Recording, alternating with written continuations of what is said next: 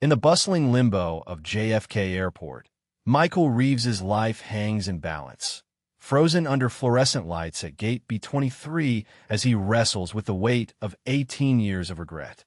Once virile and decisive, now he hesitates, paralyzed by the apparition of a past love, Claire, the woman he abandoned but never truly left behind. Their unexpected reunion crackles with unresolved tension, each stolen glance promising both revelation and heartbreak. As Michael grapples with whether to confront the specter of his past or continue running from it, a shocking truth from his past looms just overhead, waiting to strike. Stay with us if you want to find out how the story ends, and don't forget to subscribe. The fluorescent lights of JFK International Airport cast a pallid glow over Michael Reeves's gaunt face as he slumped into the faux leather seat at Gate B23. His flight to Chicago had been delayed for the third time, pushing departure well past midnight. At 52, Michael's once robust frame had thinned, his shoulders slightly stooped beneath the weight of a charcoal suit that hung a size too large. The Wall Street Journal lay folded on his lap, unread, as he absently twisted the platinum band on his right hand, a nervous habit he developed after moving it from his left 18 years ago. 18 years. The number hit him like a physical blow each time he allowed himself to think it. 18 years since he'd walked out on Claire. 18 years since he'd abandoned his pregnant wife. The boarding area buzzed with the white noise of travel. Rolling suitcases, impatient sighs, the occasional announcement crackling over the PA system. Michael's gaze drifted across the sea of faces, most buried in phones, some dozing against overstuffed carry-ons, until it caught on a profile that made his blood run cold. 30 feet away, a woman with silver-streaked auburn hair stood at the coffee kiosk. She wore a tailored navy blazer, and even from behind, there was something in the angle of her neck, the way she gestured with her left hand while speaking, that was unmistakable. Claire. His ex-Claire. Michael's mouth went dry. He'd rehearsed this moment in his head countless times over the years, the possibility of running into her, yet now found himself paralyzed. He should leave, find another gate, hide in a bathroom stall until boarding. But his legs refused to move, muscles locked in place as surely as his eyes were locked on her. Then she turned, coffee in hand, and Michael saw her face for the first time in nearly 2 decades. The years had been kind to Claire Wallace. No, he corrected himself, she'd have a different last name now. She must have remarried. Her features had softened, laugh lines framing eyes that had once looked at him with such love, then such bewildered hurt. She was still beautiful, different but beautiful. And then he saw her, the young woman standing beside Claire, accepting the second coffee cup, tall and lithe, with Michael's sharp cheekbones and Claire's auburn hair, now bent over a phone screen. The girl, no, woman, couldn't be anyone else. His daughter, the child he'd never met, the life he'd walked away from. Michael's chest constricted painfully. She would be 17 now, almost 18, a senior in high school, perhaps visiting colleges. His daughter, his blood, a stranger. As if sensing his gaze, the young woman looked up, scanning the terminal with casual disinterest until her eyes, his eyes, ice blue and penetrating, locked with his. There was no recognition, no flicker of awareness. Why would there be? But something passed between them, an inexplicable current of connection that made Michael's hands begin to tremble. Claire followed her daughter's gaze, and the coffee cup slipped from her fingers. The night Michael left had been unseasonably warm for October in Boston. Their apartment on Commonwealth Avenue had felt stifling, windows thrown open to catch non-existent breezes, the air thick with unsaid words. Claire had been asleep when he packed, her body curled protectively around the slight swell of her stomach, 5 months along with their first child. He'd stood in the doorway watching her breathe, memorizing the curve of her shoulder, the way her hair spilled across the pillow, the small furrow between her brows that never fully relaxed, even in sleep. He should wake her, he knew, have the conversation they needed to have, explain himself, but the words tangled in his throat, a knot of inadequacies and fears he couldn't express. So instead, he'd written a note. "I can't do this. I'm sorry," and left it propped against the coffee maker she'd use in the morning. He'd called a taxi rather than take their shared car, left his keys on the counter, and walked away from everything he'd built over 6 years of marriage. The cowardice of it haunted him still. The simplicity of those 5 words, "I can't do this. I'm sorry," as if they could possibly encompass the storm inside him, the terror of impending fatherhood colliding with his own unresolved childhood traumas. As if they could justify abandoning a woman who loved him, who carried his child, who had built her life around the promises they'd made to each other. In the taxi to Logan Airport that night, he told himself it was temporary. He just needed space, time to breathe, to think, to prepare himself for fatherhood. He'd call in a few days, explain himself better. They would work through it. Claire would understand. She always understood. But days became weeks. Weeks became months. And the longer he stayed away, the more impossible returning became. The magnitude of his betrayal grew with each passing day until it seemed an unbridgeable chasm. So he built a new life in Chicago, advanced his architecture career, dated occasionally, even married briefly, disastrously, to a woman who saw through his careful facade to the hollowness beneath. He'd sent money, substantial amounts, anonymously routed through his lawyer, but never made contact, never sought visitation, never even learned if his child was a boy or a girl. The coward's path. Always the coward's path. "Michael." Claire's voice cut through the airport din. Closer now. She stood before him, her expression unreadable, coffee spreading in a dark puddle around her sensible pumps. Behind her, the young woman, their daughter, watched with wary curiosity. "Claire," he managed, his voice a rasp. He rose on unsteady legs. "I don't," she said, the words sharp enough to slice. "Not here." She turned to the young woman.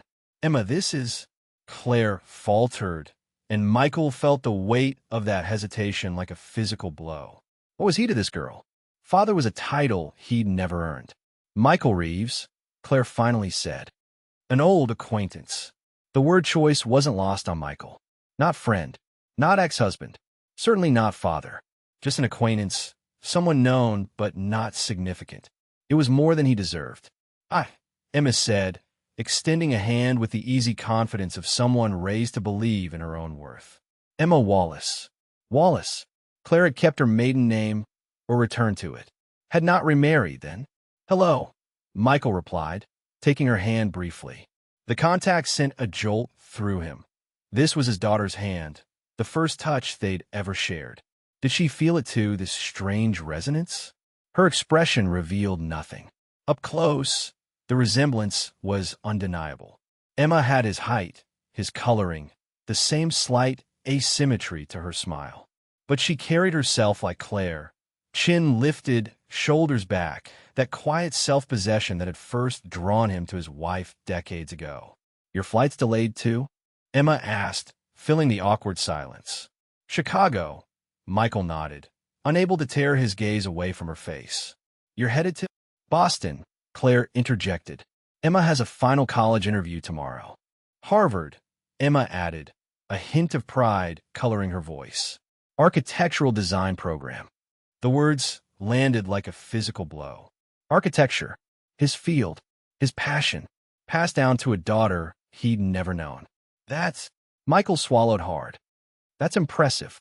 Emma's portfolio already won the Northeast Regional Young Designers Award, Claire said, a protective fierceness underlying her casual tone. The message was clear. See what you missed. See what she accomplished without you. "Mom," Emma protested, embarrassed by the praise. Claire checked her watch. "We should clean up this coffee and find our gate. Our flight boards in 20 minutes. "Actually," Emma said, "I'm going to grab something from that bookstore first. I'll meet you there." She gave Michael a polite nod. "Nice meeting you." As Emma walked away, Michael found himself cataloging details with desperate intensity. The slight swing of her auburn hair, cut to shoulder length. The way she moved with a dancer's economy of motion. The worn leather messenger bag slung across her body, covered in pins and patches, signs of personality, of preferences, of a life lived entirely without his input. When she was out of earshot, Claire turned to him, her composed expression cracking to reveal a flash of the raw anger beneath. 18 years, she said, voice low but vibrating with tension. 18 years, and we run into you in a random airport. Claire, Did you know? She demanded. Did you know we'd be here? Have you been keeping tabs on us? No, Michael said quickly. God, no. Complete coincidence. I'm on a business trip. Architectural conference in Chicago. She studied his face, searching for lies. Whatever she saw there seemed to confirm his words, and some of the tension left her shoulders. You look good, he ventured, immediately regretting the banality. Claire's laugh was short and bitter. Don't do small talk with me, Michael. Not after everything. What do you want me to say? Nothing. I want you to say nothing. I want you to disappear again, like you're so good at doing. She ran a hand through her hair. The same gesture he remembered from their fights years ago, when words failed her and frustration took over. Do you have any idea what it was like? Finding that note? 5 months pregnant and suddenly alone. Michael stared at the floor, shame burning through him. I sent money, he said weakly. Money. Claire spat the word. Yes, your anonymous deposits. Very generous. Did that salve your conscience? It had, in a way, the knowledge that at least materially they would be provided for, that his child would have opportunities even without a father. A pathetic substitute for presence, for love, for responsibility, but it was all he'd been able to offer from the broken pieces of himself. She's incredible, Michael said softly, looking in the direction Emma had gone. You did an amazing job. Don't you dare compliment my parenting, Claire hissed. You don't get to admire the results of work you refuse to share. Michael flinched. Does she know about me? Claire's expression shifted, something complicated passing behind her eyes. She knows her father couldn't handle fatherhood, that he left before she was born. That's all. She doesn't know my name? What difference would name make? You're still just a man who walked away. The truth of it stabbed through him. Does she hate me? He asked, the question barely audible. Claire sighed, some of the anger draining from her face, replaced by a weariness that cut Michael even deeper. No, she said finally. She doesn't waste energy hating ghosts. The PA system crackled to life, announcing priority boarding for their flight to Boston. Claire gathered her carry-on. That's us, she said. Goodbye, Michael. Wait, he said desperately. Please, could I talk to her? Just for a moment. Claire's eyes flashed. Absolutely not. You don't get to waltz into her life after 18 years because we happen to cross paths in an airport. She has a calculus final next week and Harvard admissions to worry about. The last thing she needs is an emotional bombshell from a stranger. I'm not a stranger, Michael protested. I'm her father. The look Claire gave him could have frozen hell. Biology doesn't make you a father, Michael. Showing up does. Staying does. She shook her head. You're nothing to her but DNA. The words cut deep because they were true. What right did he have to disrupt their lives now? What could he possibly offer Emma that would outweigh the confusion and pain his sudden appearance would cause? She's applying to architecture programs, he said quietly. Like me. Something softened almost imperceptibly in Claire's expression. Yes, she has your eye for design, your spatial reasoning. Started drawing buildings when she was 5. A pause. I never hid who you were or what you did for a living. She had a right to know that much. Michael nodded, throat too tight for words. I have to go, Claire said. Our flight. Claire, Michael managed, I'm sorry. For everything. Not that it matters now, but I'm sorry. She looked at him for a long moment, and Michael saw in her eyes the accumulation of 18 years of single parenthood. The struggles, the triumphs, the lonely nights, the proud moments with no one to share them. It matters, she said finally, but it's not enough. She turned to leave, then paused. She got your stubbornness too, and your laugh. A ghost of a smile touched her lips. Sometimes when she laughs, I hear you. With that, she walked away, disappearing into the terminal crowd. Michael remained rooted to the spot, feeling as though something vital had been torn from him, which was absurd, since you couldn't lose what you'd already thrown away. His phone buzzed with a text. His flight was delayed another hour. Michael found himself wandering the terminal in a daze, replaying the encounter with Claire, mentally cataloging every detail about Emma he'd managed to absorb in their brief interaction. Harvard architectural design. Northeast award winner. His height, his eyes, his laugh. Claire's poise, Claire's determination. A whole person, formed and brilliant, carrying pieces of him but owing him nothing. Without conscious intent, he found himself at the airport bookstore where Emma had headed. He told himself he just wanted another glimpse, one more moment to memorize her face. He wouldn't approach her, wouldn't disrupt her life. Just look, from a distance, at the daughter he'd never known.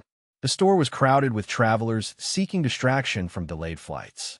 Michael scanned the aisles until he spotted her in the architecture section, long fingers tracing the spine of a large coffee table book. Without thinking, he moved closer, positioning himself at the end of the aisle, pretending to browse while watching her from the corner of his eye. She pulled the book from the shelf, a retrospective on Frank Lloyd Wright. Michael noted with a strange pang. His own first architectural inspiration, the subject of his college thesis. A coincidence? Or had Claire shared that detail?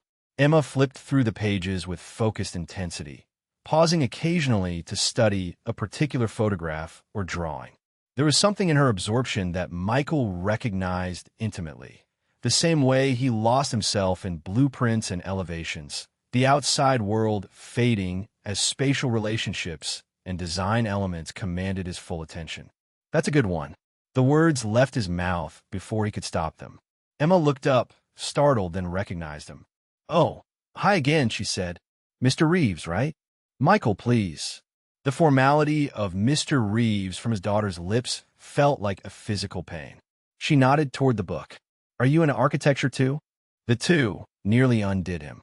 This shared interest, this connective thread, they should have explored together over years of her childhood.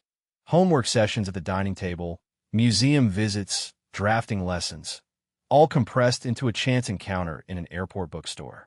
"I'm an architect, actually," he said, keeping his voice level with effort. "Based in Chicago." "Really?" Interest sparked in her eyes, his eyes. "What kind of projects do you work on?" "Mixed-use developments, mostly. Some restoration work on historical buildings." He gestured to the book. Wright was a major influence. "I used to take detours on road trips just to visit his buildings." Emma's face lit up. "I did a whole project on fallen water for my AP art portfolio." The way he integrated the structure with the natural environment was revolutionary. "The cantilevers are extraordinary," Michael agreed. "Have you visited it?" "Not yet. It's on my list, though. Mom promised we'd go this summer as a graduation trip." The casual mention of plans with Claire, plans for a future that would continue to unfold without him, sent a sharp pain through Michael's chest. "You should," he said. "It's even more impressive in person.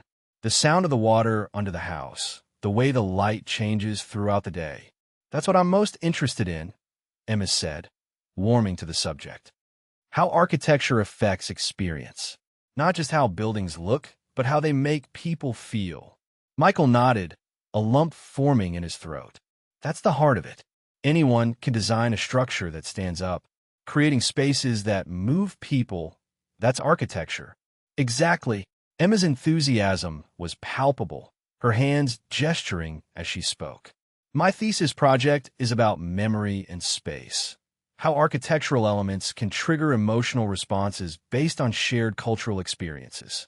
I'd love to see it sometime," Michael said before he could stop himself. Emma hesitated, and Michael immediately backpedaled. "I'm sorry.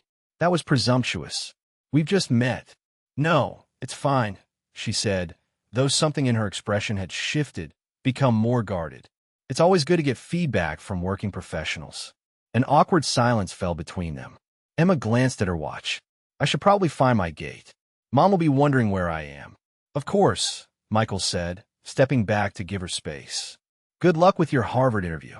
Though from the sound of it, you don't need luck." Emma smiled. Claire's smile, the one that started slowly and then transformed her whole face. "Thanks. It was nice talking with you." She returned the right book to the shelf and turned to leave. Michael watched her go, a desperate need to prolong the moment clawing at him. "Emma," he called after her. She turned, eyebrows raised in question. If you're ever in Chicago for college visits or anything, look me up. I could show you some of the architectural highlights. She studied him for a moment, head tilted slightly, an assessing look that reminded him so much of Claire it hurt. Maybe, she said finally. That could be interesting. It wasn't until she disappeared into the terminal crowd that Michael realized he hadn't given her his contact information. Another misconnection, another door closed before it could truly open. Michael's flight was called an hour later. As he settled into his window seat, physical and emotional exhaustion crashed over him in waves. The encounter with Claire and Emma played on repeat in his mind, each iteration highlighting different details, different moments he should have handled differently. He should have respected Claire's boundaries instead of seeking Emma out in the bookstore. Should have told Emma the truth immediately. Should have walked away and never approached them at all. Should have been there from the beginning, 18 years ago, instead of running away like a coward. Should have. The story of his life, crystallized in 2 words. As the plane taxied toward the runway, Michael found himself examining the wreckage of his choices with clearer eyes than ever before. He'd left Claire because he was terrified of fatherhood, convinced he would replicate the pattern of his own childhood. The cold distance of his father, the critical disappointment, the constant sense of failing to measure up. Better to be absent than damaging, he'd told himself. Better a clean break than a slow poisoning. But seeing Emma, this poised, brilliant young woman with her passionate interest in architecture and her easy confidence, Michael understood the magnitude of what he'd sacrificed. Not just the milestones he'd missed, first steps, first words, first day of school, but the everyday moments that constituted a life. Homework at the kitchen table, arguments about curfew, teaching her to drive, college application stress, the ordinary miracle of watching a person grow. And what had he gained in exchange? Freedom? A successful career? Both felt hollow now. Architectural awards and professional recognition, poor substitutes for the human connection he'd severed. The plane lifted off, Boston falling away beneath them. Somewhere down there, Claire and Emma were continuing their lives that had been built around his absence, shaped by his desertion but not defined by it. They had thrived without him. The knowledge was both a relief and a knife twist. Michael leaned his head against the window, eyes burning with unshed tears. For the first time in 18 years, he allowed himself to truly feel the weight of what he'd done. Not just to Claire, not just to Emma, but to himself. The carefully constructed walls he'd built to contain his grief and guilt began to crumble. 2 weeks after returning to Chicago, Michael sat in his corner office overlooking the river, staring at his computer screen without seeing it. The architectural conference had ended days ago, but he'd been unable to focus on work since. Designs that once energized him now seemed flat and lifeless. Client meetings he would have once navigated with ease now required Herculean effort to maintain professional engagement. His assistant knocked on the doorframe. "Mr. Reeves? There's someone here to see you. She doesn't have an appointment, but she's quite insistent." Michael glanced at his calendar, momentarily grateful for any distraction from his thoughts. Who is it? A Ms. Wallace. Emma Wallace. The world seemed to tilt on its axis. "Emma," he repeated, his voice sounding strange to his own ears. "Are you sure? That's what she said. Should I tell her you're busy?" "No," Michael said quickly, rising from his chair. "No, send her in. Please." His assistant nodded and disappeared. Michael ran a hand through his hair, straightened his tie, felt his heart hammering against his ribs. What was Emma doing in Chicago? Did Claire know she was here? Had she somehow discovered who he really was? And then she was there, standing in his doorway, more real than the memory he'd been replaying for 2 weeks. She wore jeans and a Northwestern University sweatshirt, her auburn hair pulled back in a ponytail, a determined set to her jaw that was pure Claire. "Emma," he managed, "this is unexpected. I had a college visit at Northwestern yesterday," she said, stepping into his office. "Thought I'd take you up on that offer to see Chicago's architectural highlights." Her tone was casual, but there was an undercurrent of tension in the way she held herself, the slight tremor in her hands. Of course, Michael said, trying to match her casualness while his mind raced. I'd be happy to show you around, though I'm surprised you found me.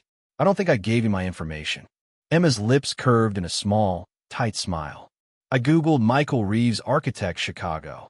You're not exactly hard to find.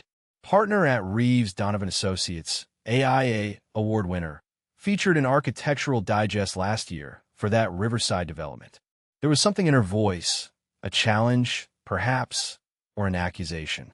Michael felt increasingly unmoored, sensing currents beneath this conversation that he couldn't quite grasp. Well, I'm glad you found me, he said carefully. When would you like to go? I could move some meetings around this afternoon, or... I don't actually care about seeing architecture, Emma interrupted, her composed facade cracking slightly. That's not why I'm here. Michael's breath caught. Why are you here, then? Emma reached into her messenger bag and pulled out a folded piece of paper, which she placed on his desk without explanation. Warily, Michael picked it up and unfolded it. It was a birth certificate. Emma Claire Wallace, born May 15th, 2006, at Massachusetts General Hospital, Boston. Mother, Claire Elizabeth Wallace. Father, Michael James Reeves. Michael sank slowly into his chair, the document trembling in his hands. You knew, he said softly, looking up at her. At the airport. You already knew who I was. Emma crossed her arms over her chest, a defensive gesture that made her look suddenly younger, more vulnerable. Not until Mom saw you. The way she reacted. I've never seen her like that. And then when she introduced you as an old acquaintance, Emma mimicked the awkward phrasing. I knew something was off. Did she tell you? Michael asked. Emma shook her head. Not right away. She was quiet the whole flight to Boston. But I kept pushing, and finally that night at the hotel, she told me everything. Her voice hardened. About how you left when she was 5 months pregnant. How you never called, never visited, never even asked about me. Each word felt like a physical blow. Emma, I found you online that night, she continued, as if he hadn't spoken. Scrolled through your firm's website. Looked at all your projects. Read every article about you. Trying to understand who you were. What kind of person does that? Walks away from their wife and unborn child and never looks back. The kind of person who doesn't deserve forgiveness, Michael said quietly. The kind of person who makes the biggest mistake of his life and then compounds it every day for 18 years by being too much of a coward to try to fix it. Emma studied him, her expression a complex mixture of anger, curiosity, and something else, something almost like hunger. Why did you leave? It was the question he'd been dreading, the one he'd never fully answered even for himself. Michael closed his eyes briefly, searching for words that wouldn't sound like excuses. I was terrified, he finally said. My own father was not a good man. Cold, critical, occasionally violent. I grew up promising myself I'd never have children because I was convinced I'd turn into him. He looked directly at Emma. When your mother got pregnant, all I could think was that I would damage you. That whatever poison was in him was in me too, and would eventually come out. That you and your mother would be better off without me. So you left to protect us? Emma's tone made it clear she wasn't buying it. How noble. No, Michael shook his head. I left to protect myself. From failing you. From seeing disappointment in your eyes. From the responsibility of being better than my father was. He swallowed hard. It was selfish and cowardly, and there's no justification for it. Emma was silent for a long moment, processing his words.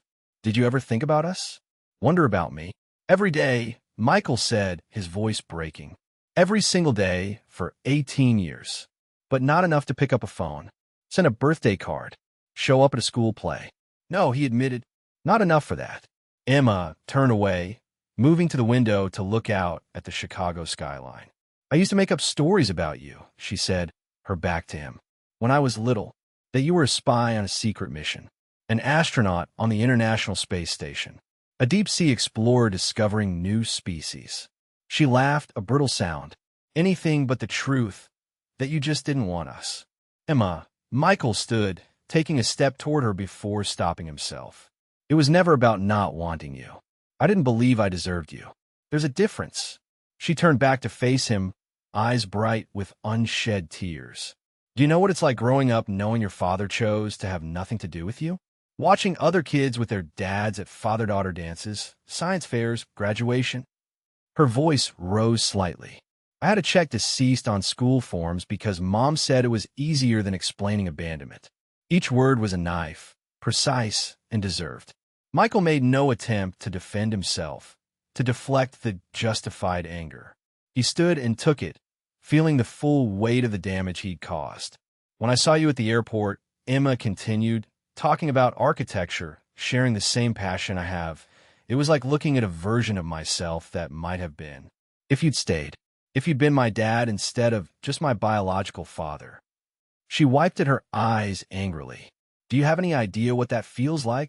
No, Michael said honestly. I can't imagine. And I'm so sorry, Emma. Not that it changes anything. Does anyone else know about me? She asked suddenly. Your colleagues? Friends? Do you have another family somewhere? No other family, Michael said. I was briefly married about 10 years ago, but it didn't last. And yes, a few close friends know I have a daughter I don't see. My business partner. My sister in Seattle. So I exist to you. As a concept, at least. As much more than a concept, Michael said. The money I sent. I know about the money. Emma cut him off. Mom told me. She put it all in a trust fund for my education. Every penny. That surprised him. She didn't use any of it for herself? For your living expenses? She said she didn't want to depend on someone who couldn't be depended on, Emma said bluntly. We did fine without your money. Mom built a successful therapy practice. We weren't rich, but we never struggled. Pride for Claire swelled in Michael's chest. Of course, she would have refused to use his money for anything but their daughter's future. Of course, she would have built a good life through her own efforts. Your mother is an extraordinary woman, he said softly. Yes, she is, Emma agreed. And she did both parts of parenting while you did neither. Another silence fell between them, heavy with unspoken recriminations and regrets. Michael found himself searching Emma's face, cataloging the features they shared, the shape of her eyes, the high cheekbones, the determined set of her jaw, and those that were purely Claire's, the curve of her mouth, the slight dimple in her left cheek, the way she tilted her head when thinking. Does she know you're here? He finally asked. Emma shook her head. No, she would have tried to stop me. Said I wasn't ready. That would just open old wounds. She's probably right. Maybe, Emma conceded. But I needed to see you.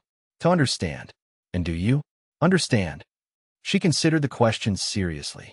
Not really. I understand the words you're saying, but I can't imagine making the choice you made. Walking away and staying away. I hope you never can imagine it, Michael said. It would mean something had gone very wrong in your life. Emma looked at him for a long moment, her expression softening almost imperceptibly. Why did you approach me in the bookstore? You could have just let us go. I couldn't, Michael admitted. Seeing you, finding out you were interested in architecture of all things, it felt like, I don't know, like a door opening that I thought was permanently closed. I just wanted a few more minutes with you. And now? Emma challenged. What do you want now? The question hung in the air between them, monumental in its implications. What did he want? To be part of her life? To make amends? To simply be acknowledged? He had no right to want anything, yet found himself filled with desperate, aching desire for connection. I want whatever you're willing to give, he said finally. Even if that's nothing at all. Even if after today, you walk out that door and never speak to me again. That's your right, and I would understand completely. He paused, gathering courage. But if there was any chance you might want to know me, even a little, I would be grateful for that opportunity. Emma didn't respond immediately. She walked slowly around his office, examining the architectural models displayed on shelves, the framed awards and certificates, the photographs of completed projects. Michael watched her, hardly daring to breathe. I got accepted to Northwestern yesterday, she said finally, her back to him as she studied a model of a sustainable housing complex his firm had designed. Early decision. Full scholarship. Congratulations, Michael said, genuinely impressed but confused by the shift in conversation. That's the tremendous achievement. It's 3 hours from Boston, Emma continued. Mom's not thrilled about the distance, but she understands it's a great program. She turned to face him. And it's in Chicago. The implication hung in the air between them.